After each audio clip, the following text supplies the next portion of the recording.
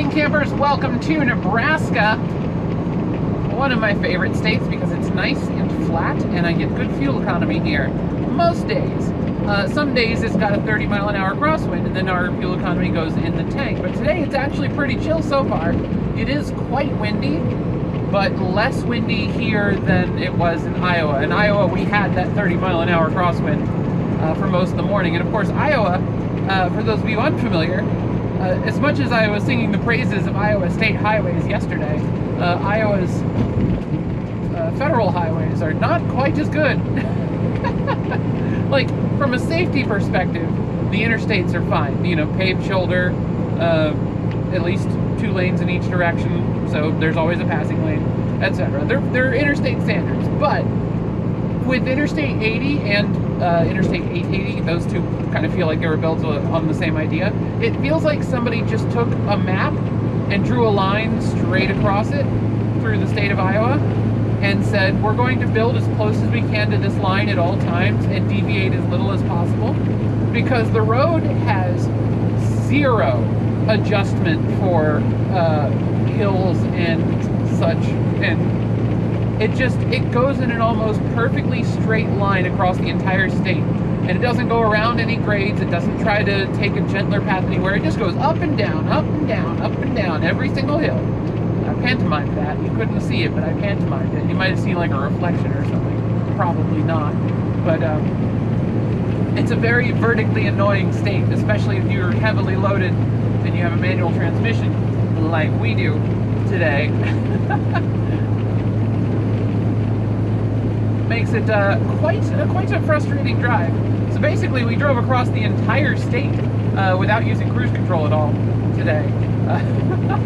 Because we were just literally just every single hill downshift, throttle up the hill, get to the top of the hill, upshift, use the throttle to gain as much momentum as I could for the next hill, and repeat indefinitely. So we were actually averaging like 62, 63 mile an hour for much of the state, just because I had to pull so much momentum every time I went down a hill. And we were regularly hitting 70 on the back sides of those hills, and my truck's governed at 75. I don't typically run it above 65, but you know, we've got that extra 10 mile an hour if we need it for any reason. So it was a game of momentum management, and between the hills and our 30 mile an hour northwesterly wind, we only averaged 6 miles per gallon for the morning for the entire state of Iowa, and we didn't start clawing that back up into higher numbers until we got to the 880 and then I-80 split. And because there, from that location, which is near Shelby, Iowa, Interstate 80 kind of goes mostly downhill to Council Bluffs and then crosses into Nebraska. So from there, we started clawing our fuel economy back, and you might be noticing that we're getting passed by everybody now, so we're definitely just cruising once again, because Nebraska is much flatter. We're going a little bit uphill here, but we're sitting at 58 miles per hour, and the truck's holding it just fine.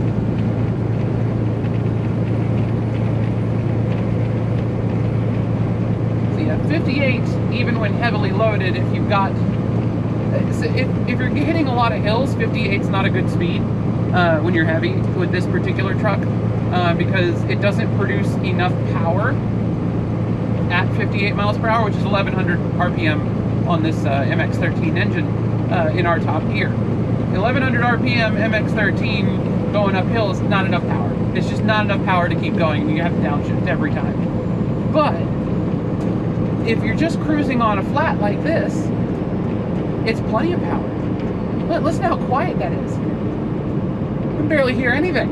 It's just the wind. We're just sipping at that diesel tank, cruising along. 1100 RPM, 58 miles per hour on a perfectly flat stretch of road. This is where our aerodynamics really come into play here, where we just get to use the minimum amount of power to keep pushing forward through the air. The other reason 58 mile an hour is such a good speed is because this is kind of right around that range where much faster than this and aerodynamic drag starts to counteract the effects of the increased engine efficiency from adding more and more gears. So you really want to find, if you want to get maximum fuel economy on just talking flat stretch of road, maximum fuel economy, point A to point B, you want to find your top gear. You want to find your highest gear that has a nice low RPM with enough power to keep you moving forward, somewhere around between like 55 and 65 mile an hour. You want to find that sweet spot somewhere in there, because that's the point. When you're doing 70, it doesn't matter how low your RPMs are, you're wasting a ton of fuel just pushing the wind out of the way. Even if you have a gear up at that speed, it's not going to help you a ton as far as fuel savings. So like some 18-speed transmissions, you'll find you actually get better fuel economy in like your 8 low or 7 high, rather than your top gear, depending on how they're set up. So you just want to get like right in that sweet spot where you're just using the minimum amount of fuel to keep pushing forward without overdoing it on the aerodynamic drag, which I think we're gonna have to downshift here probably. Let's see, I got the cruise off. Manual throttle control. Yeah, downshift. There we go. So we plot our way back up to 6.4 miles per gallon, which, considering we had like 5 hours at 6 miles per gallon, and we've only been in Nebraska for under an hour, and we're already back up to 6.4. I think it's going pretty well, honestly. There we go. Upshift again. There we go. Let's get the cruise back in. Excellent. Nice and chill once more. So yeah, when you're hitting a bunch of hills like that, it actually makes sense to go a little bit faster, so you go into that hill with more momentum, and you avoid that downshift at the before you get to the top. When you're hitting just hill after hill after hill, the aerodynamics really aren't the deciding factor there. That extra bit of drag's not going to make a huge difference, you know? You just want to get as much momentum out of each downhill as you can to carry into the next hill.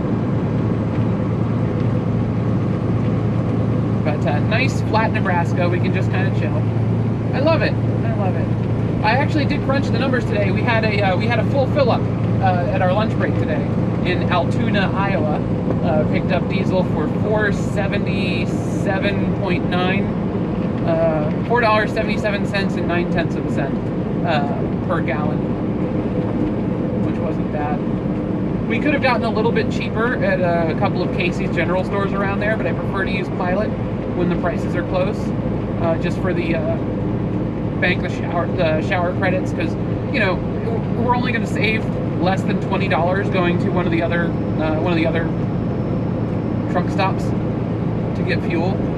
But if we stick to Flying J, we'll get the shower credit, we'll get some points. It'll increase the amount of points we get next month, which is helpful. And we've got credit with Flying J, and if I keep fueling with them, eventually they might give me a better discount, so we'll see. Hi, you're half in my lane. Not half in my lane, you're partially in my lane. That's okay, I'm riding pretty far to the right anyway, just anticipating that crosswind that I've been fighting all day.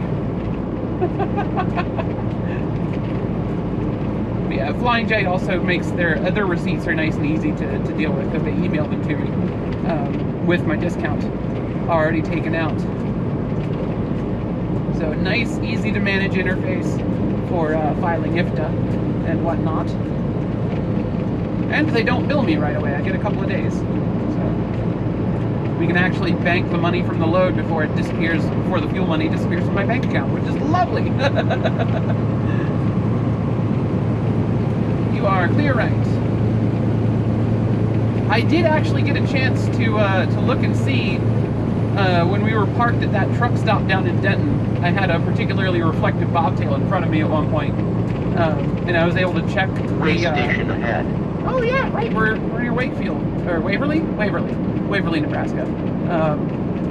Has a nice little way station. We were actually able to check and see with the engine on, the lights off, what happens if you push the interrupt switch for the headlights.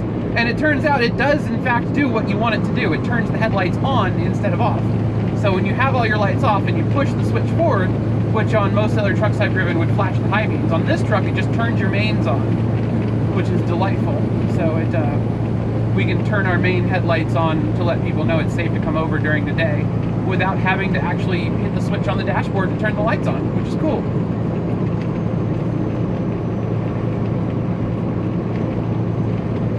See, we do have that confirmed. The high beam switch does absolutely nothing when the lights are off. So we have no high beams during the day, which is fine. Our mains are bright enough to use as signaling folks for lane changes. All right, way station, next right. What's that sign say? Sign appears to say nothing. Yeah, that's a whole lot of nothing. All right. So we don't have an open or close. So now we're going to wait and see what the this way station should have digital signs for bypass. If they don't say anything, then we'll just keep going and we won't go into the way station. But if they tell us to go in, we will. We don't have a pre-pass transponder anymore because we're independent, and pre-pass is managed on a DOT number level, so I would need cloud trucks to handle pre-pass. They don't do that. I can't get it just for myself. All right, here's the way in motion. Boom, boom, boom, boom. And I don't see the signs coming on for other trucks, so we're probably not going in. Alright, so if they've made a decision, or if they have a decision to make, they've already made it. Let's see what we got on the sign. Probably nothing, because it looks closed. That's a lot of nothing. That's a lot of nothing. I did see the light come on, indicating that it knew I was going by. So we're good. If they wanted us to come in, they'd have told us to come in. No way for us today. I do like that Nebraska has just a way to bypass trucks without transponders. I love that. I was really worried that not having pre-pass would be a huge disadvantage, but I've spent so much of my time driving through Nebraska, and I forget what other state. There was at least one other state that had the same setup where it flashed a sign to let you know if you wanted to go in or not.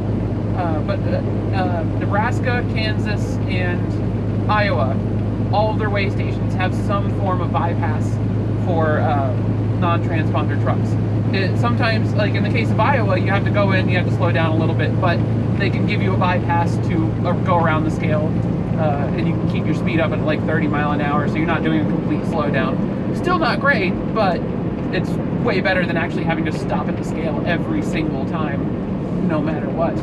Is that an abandoned vehicle or a disabled vehicle on the shoulder? Because we're getting past pretty frequently here, so I'm not going to be able to jump over.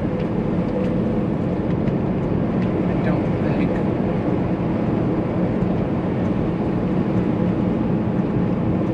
No hazard lights. Let's assume it is abandoned, but we're going to kind of keep our distance. Yeah, it's abandoned. Abandoned a couple of days ago, apparently. It had 326 written on the rear windshield. Engine, please. Thank you.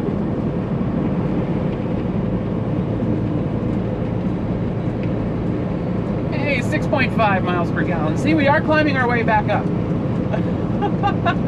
We might be above 7 by the end of the day. That'll be fun. If I can do this trip at 8 miles per gallon, because we're getting paid about $2.81 per mile on this trip, if I can do this trip at 8 miles per gallon, since we filled up at 4.77, that'll put our fuel expenses for this trip at less than 70 cents per mile, which is very good in this economy. Fuel expenses at less than 70 cents per mile. Our insurance and company payments to cloud trucks will be around $2.81 a mile. It's going to be 15% of that. So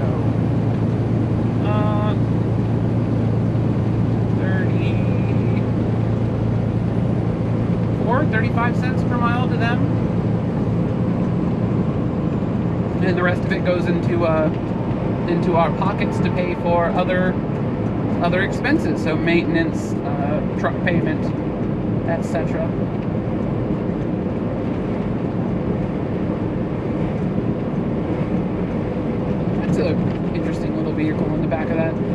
back of that trailer. What is that? It almost looks like a bookmobile, like a mobile library. Would be neat. Would be very neat. Lincoln, next 6 interchanges. All right, so this city, this is a fun city to drive a truck through. Things get a little interesting. There's an intersection with I-180, which is a spur off of I-80 that just goes straight into downtown Lincoln, and that has a nice tight clover leaf for westbound traffic, or northbound 180 to westbound 80. They have to go through a clover leaf, so they merge in doing like 25 to 30 if it's a truck. And then we have the exact same interchange copy pasted for US 77, US 77, 75, 77 on the west end of town, where traffic coming up from Highway 2 joins the interstate, and that's a much heavier volume of truck traffic, but also a tight cloverleaf, like 25 mile an hour on-ramp. So we'll have to deal with them merging in as we get there. So once we get close to the 6 miles away, so once we get close to the US 77 on-ramp, we'll jump into the middle lane. Also, the right lane exits shortly after that, so we'll just jump into the middle lane and stay there once that happens. I believe in Lincoln itself, the left lane restriction on this highway just goes away for trucks. So we can use whatever lane we need once we get into town. So through trucks can jump in the middle lane, passing trucks can go in the left lane, and it's fine. It's not frowned upon at all. We'll try to hold the right lane since we are very slow. We'll try to stay in the right lane as long as we can.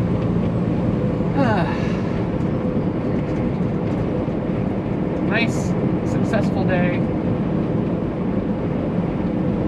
Still just pushing that fuel economy higher and higher and higher.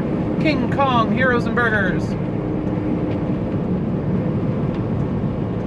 That looked like King Kong wearing Majora's Mask, which is what that looked like on that billboard. Which is a fascinating concept. Ooh, that's neat. That's a mobile DNA lab. That's cool. That's something you don't see every day. I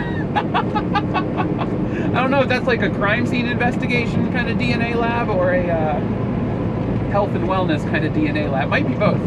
You know, those things can be multi-purpose. But that is very cool.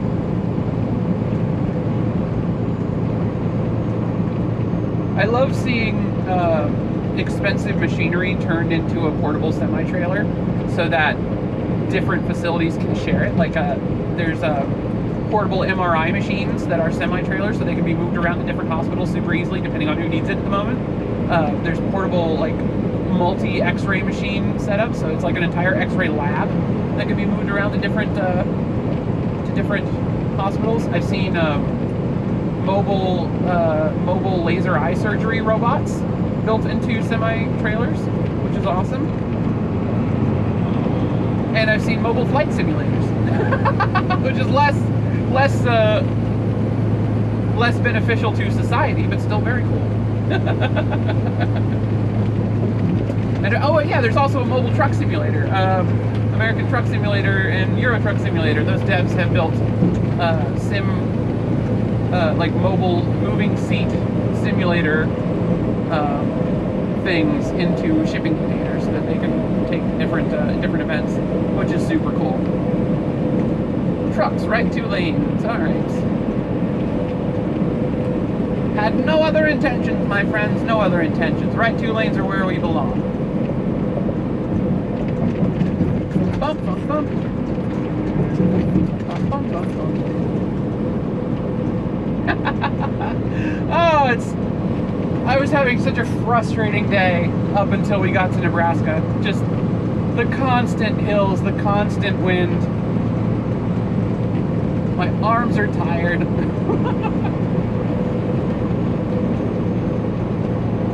I wasn't drinking enough because I couldn't take my hands off the shifter and the steering wheel. So now I can actually like take a drink every now and then without having to worry about missing a shift.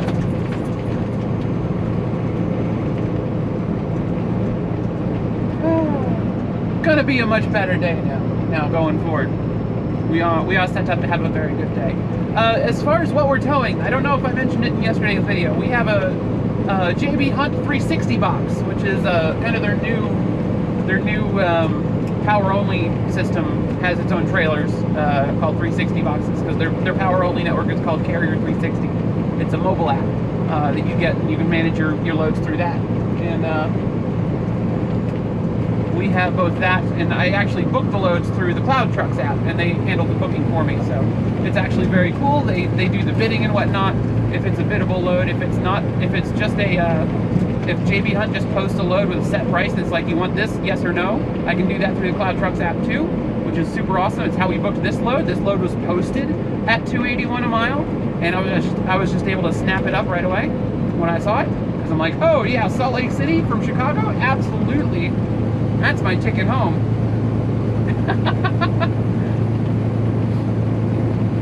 Of course I'm gonna do that, and of course I'll take $2.81 a mile for it.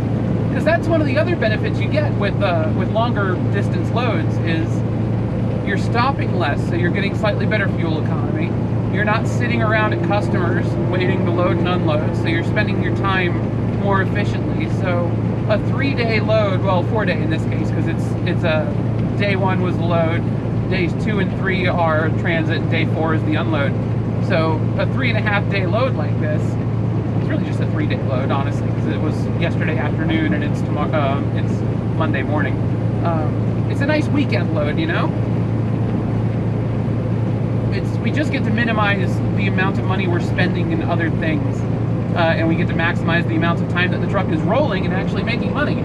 Because once again, we basically paid by the mile still, just a set amount for each load. So like, if you have one load that pays $2.81 a mile, that makes you more money effectively than 3 loads that total up to the same distance but also only pay $2.81 a mile, because you're spending more time not driving. You are spending more time doing other things that you don't get paid for, basically. I am a little sad though. We did have, we missed an opportunity for detention because both of my customers yesterday got us, we unloaded super quick in the morning. Walmart did only like 90 minutes. And, you know, Walmart has a reputation for being pretty slow, but they also pay detention every time. You don't have to fight with them about it like you do with some other places. So, you know, I would have been perfectly happy getting held up at Walmart for 3 or 4 hours, just bank a little extra money for the day. You know? Because we had to take a 3-hour break in the middle of the shift anyway to accommodate the 18 split. So I would have been perfectly happy adding some detention money to that. And then our customer at the end of the shift had us loaded in less than an hour from when we arrived, which was amazing. We got in and out of Chicago so easy. Oh, that looks like a fire. Way off in the distance, a little bit of smoke on the horizon. Are you okay, buddy? Oh yeah, you're good. We're still doing 58 up this hill. I don't even need to consider downshifting. And then we got a nice, long, gentle downhill right here. We're gonna get some good momentum off this and just kind of hold for a bit. I wonder what that fire is. Hopefully it's just a prairie burn. Someone burning one of their agricultural fields or something. A controlled burn. And not anything more serious. But if we get much closer to that smoke, we might switch to recirculated air in the truck. Not that I trust my filters are particularly clean, because I haven't had them replaced yet. That's what we're doing when we get home, by the way, is on April 1st we're gonna arrange for the truck to go in, get a full PM. We need to do inspections every quarter because the truck's registered in California. California requires 90-day inspections, not annual. So you got to get inspected every quarter. So we're just going to knock it out right on the 1st of April. So yeah, we're going to get our quarterly inspection. We're going to get a PM, so oil change. If we keep our mileage up, it'll work out to where we'll be doing about 30,000 miles before every DOT inspection. So we should be able to just do a PM basically every time we get a DOT inspection. And that should work out pretty nicely for our preventative maintenance schedule. 30,000 miles is a pretty good number to do oil changes on for an engine this old. So yeah, we'll take care of that. We'll also get them to just replace all of the air filters everywhere in this truck. So air conditioning, cabin filters, the air filter for the engine, we'll just do them all, because we don't know when the last time the previous owner got them done. And they didn't do that. That wasn't part of the maintenance that they did at the dealership. So we'll get all of those taken care of. And then I'm going to also ask them to take a look at the air conditioning system, if that's not going to be too much. If they don't charge us an arm and a leg for the inspection and the maintenance and the filters, then we'll also get them to take a look at the air conditioning system, because we definitely have lost all of our refrigerant. we had a minor refrigerant leak when we got the truck, and the air conditioning no longer blows cold. So we have lost all of our refrigerant over the last few weeks. So goodbye refrigerant. We'll get them to check that out, recharge that system, give us working air conditioning going forward, and also get them to look at the fans. If new filters don't solve the problem of the fans, just the air conditioning system in the front of the truck not blowing particularly hard, then we will get them to check out and see if there might be an issue with one of the fan motors or something in the dashboard. So climate control is the next priority, and then over the next month, as we start making money again, we'll get a couple of other minor things looked at. Hi, you're about to just pass them all on the right. Yep. There we go. Some people are really predictable. When you see them flying up on slow traffic in the middle lane with an almost equally slow person in the left lane, you just know they're going to dive into that empty right lane. You just know. Alright, here's Interstate 180. Oh, this is just like full 4-leaf clover. I don't know why I had it in my head this was a trumpet interchange, but no, the highway keeps going. US 34 keeps going from here over towards Grand Island. Yeah, 4-leaf clover. They come in on that little feeder road to the right and then merge in up ahead, so it's not as bad as the US 27. Wow, that smoke over to the right is getting very serious. I sure hope that's a controlled burn.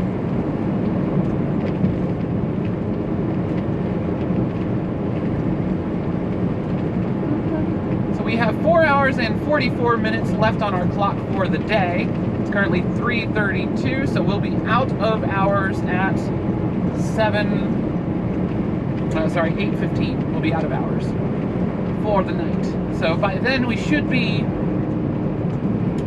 let's see here, 298 miles we get to Big Spring.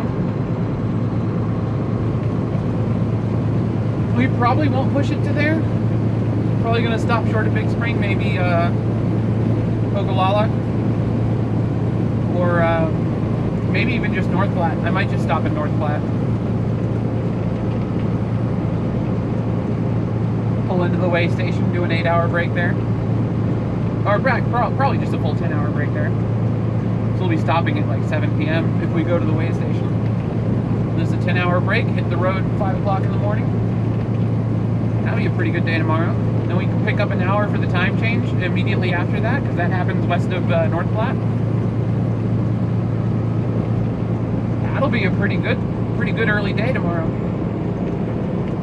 That'll give us basically the pick of where we want to stop in Salt Lake City when we get there. And I already know for a fact that Salt Lake, that North Platte to Salt Lake is doable in a single shift. We do that pretty regularly.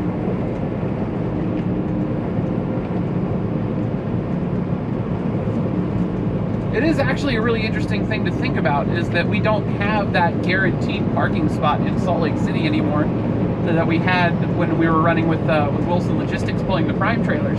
It's so weird to think about it, but we actually do have to find parking in Salt Lake City now. We don't just get the freebie that was the prime yard.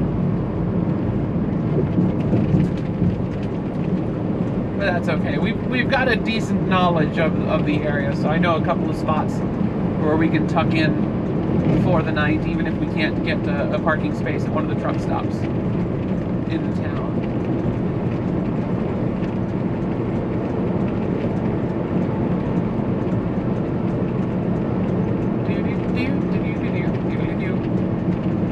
Alright, here's the US 77 junction coming up. You can already see just like a steady line of trucks coming down the slow ramp. Alright, so we got one guy passing us on the left. As soon as he's clear, we're going to jump into that middle lane. So go ahead and signal, just so the cars behind him don't get any funny ideas. Ooh, I like his wheel covers. Nice little inexpensive aerodynamic covers. We might grab a couple of them just to... they're a lot easier to install than flow belows, and that will serve nicely until we can actually afford the full flow below set. Hey, there's a Wilson truck coming down the ramp with a prime trailer. I think there might just be a black prime truck. Woo! Hey, welcome back, y'all. Welcome back. Had a little bit of a camera overheat. Did not realize it was getting that hot up in the dashboard. It's only 50 degrees outside Fahrenheit, which is 9. That doesn't sound right. No, yeah, about 9 Celsius, 10 Celsius. So not particularly warm. It's just the direct sunlight, black camera, black housing, black dashboard, greenhouse effect, etc. Got a little bit warm on the camera itself, and it overheated and shut down. So I don't know if this video is just completely garbage or what. Pretty sure it saved before it shut down. We'll see. We'll see. Well, you guys won't see, because if there's no video before this, then this won't go up, so I should stop talking like it would. Just assume it worked out. Okay. Anyway, thank you all so much for watching. That's going to do it for us today. My name is Elio Dare. You can find me on the internet at Elio Dare on Xbox Live, Steam, Nintendo Switch, etc. Apologies for the large gap in videos. We did the one that was the truck tour, which we uploaded from a truck stop in Texas. Then the rest of these I recorded on the road and edited and uploaded from home because my internet is a bit limited on the road, so I try not to use my bandwidth on video uploads, and also try not to use my time on editing while I'm driving. If I've got time to edit, I've got time to sleep. Anyway, thank you guys so much for watching. Find me on the internet. You can also find me on Twitter at Elio Dare. Twitter's the best place to get a hold of me, or down in the comments. I do read all the comments because I'm still a tiny channel, and that's a great way to get something in front of my eyeballs. Just don't post links, because those comments get siphoned off to a difficult to find area where they're supposed to await review, but it never tells me they're there, so could sit there for literal months before I even know about it. So no links. And thank you guys so much for watching. Have a great day. Bye!